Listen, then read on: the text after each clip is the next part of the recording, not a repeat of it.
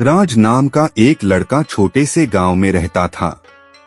राज अपने माता पिता का आज्ञाकारी बेटा था और हमेशा दूसरों की मदद करने को तैयार रहता था।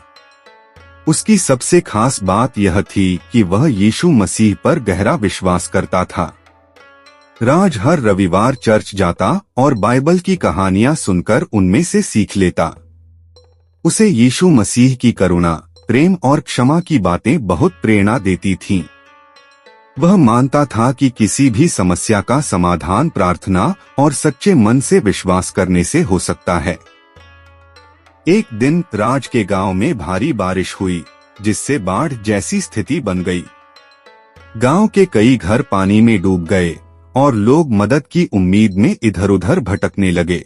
राज का घर थोड़ा ऊंचाई पर था, इसलिए वह सुरक्षित था।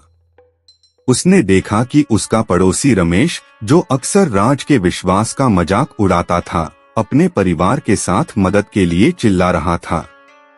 राज ने बिना सोचे समझे अपनी छोटी नाव निकाली और रमेश के परिवार को बचाने निकल पड़ा। रमेश ने कहा, तुम्हें डर नहीं लगता कि कुछ हो गया तो? राज मुस्कुराया और बोला, यीशु मसीह ने सिखाया है कि हमें अपने पड़ोसी से प्रेम करना चाहिए। मैं जानता हूँ वह मुझे और तुम्हारे परिवार को सुरक्षित रखेंगे। राज ने रमेश और उसके परिवार को सुरक्षित स्थान पर पहुंचाया।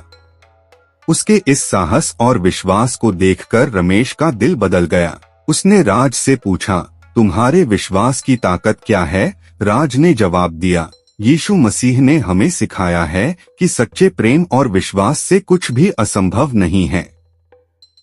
जब हम दूसरों की मदद करते हैं तो हम उनका नहीं बल्कि परमेश्वर का काम कर रहे होते हैं।